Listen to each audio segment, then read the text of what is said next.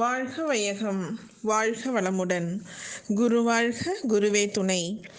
December 17, நாளொரு நற்சிந்தனை. உயர்நிலைக்கான பயிற்சி.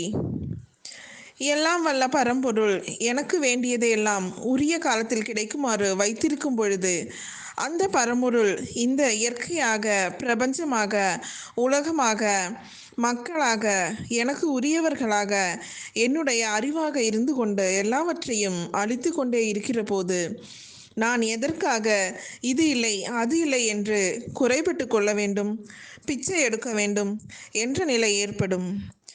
செய்ய வேண்டியதை மனம் கோணாமல் செய்துவிட்டு கவலைப்படாமல் பிறரை நொந்து கொள்ளாமல் இரு. உனக்கு முரண்பட்டவர்கள் என எவரேனும் இருந்தால் அவர்களை வாழ்த்தி கொண்டே இரு. உன்னை வாழ்த்திக்கொள், உன் குடும்பத்தை வாழ்த்து, சுற்றத்தாரை வாழ்த்து, சமுதாயத்தை வாழ்த்து. மன அமைதியை பேணும் வகையிலே தியானம், சிந்தனை, அகத்தாய்வு இவற்றில் தொடர்ந்து ஈடுபடு. உடற்பயிற்சியையும் நன்கு செய்து வா. இவ்வாறு ஒட்டுமொத்தமான வாழ்க்கை பயிற்சியை கை கொண்டால் வேறு எந்த ஞானமும் வேண்டாம், இன்னும் ஒரு கடவுளும் வேண்டாம். ஏனென்றால் எந்த செயல் செய்தாலும் அங்கே விளைவு கடவுள் செயல்தான். That is the cause and effect system. அது இயற்கையினுடைய விளைவுதான். நீ செய்யும் செயலுக்கு தக்கவாறு, பொருளுக்கு தக்கவாறு உனக்கு இன்பமோ துன்பமோ வெகு மகிழ்ச்சியாகவும் தண்டனையாகவும் கொடுத்து கொண்டே இருப்பது எதுவோ அதுவேதான் எல்லாம் வல்ல இறை. ஆகவே அந்த இறைவனை உன்னுடைய செயலில் விளைவாக காலையிலிருந்து மாலை வரையில் பார்த்து மதிப்பு கொடுத்து வா. அதுவே கடவுள் வணக்கம். அதை விட்டு தனியாக ஒரு கடவுளை தேட வேண்டாம். ஞானமானது நம் நாட்டில் பிறந்ததுதான். துறவு என்ற தத்துவம் இங்கே ஜனித்ததுதான்.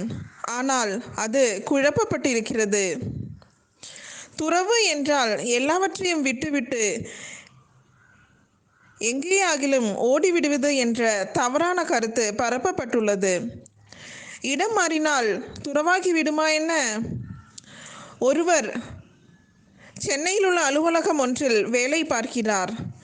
அவரை 500 மைல் தொலைவில் உள்ள ஊருக்கு மாற்றிவிட்டார்கள் என்றால் இன்னொரு இடத்திற்கு தான் போய்விடுவார். இது துறவாகுமா? அதே போல இடமாற்றமோ அல்லது செயல் மாற்றமோ வேறு எந்த வெளிமாற்றமோ துறவு அன்று. உள்ளத்திலே ஒரு நிறைவு ஏற்பட வேண்டும். அதற்கு நீங்கள் என்ன செய்ய வேண்டுமென்றால், எந்த காரியத்தில் ஈடுபட்டாலும் அளவு ஒன்று, முறை ஒன்று என்று வைத்து கொள்ள வேண்டும். இந்த அளவு, முறை இவை மீறும்போதுதான் துன்பம் உண்டாகிறது. இந்த அளவு, முறை, லிமிட்டேஷன்ஸ் அண்ட் மெத்தட்ஸ் இரண்டையும் கடைபிடித்தால் அதுதான் துறவு. இந்த கருத்தை தான் நான் ஒரு கவியில் எழுதியுள்ளேன். உறவிலே கண்ட உண்மை நிலை தெளிவு துறவு எனப்படும் என்று. நன்றி, வணக்கம்.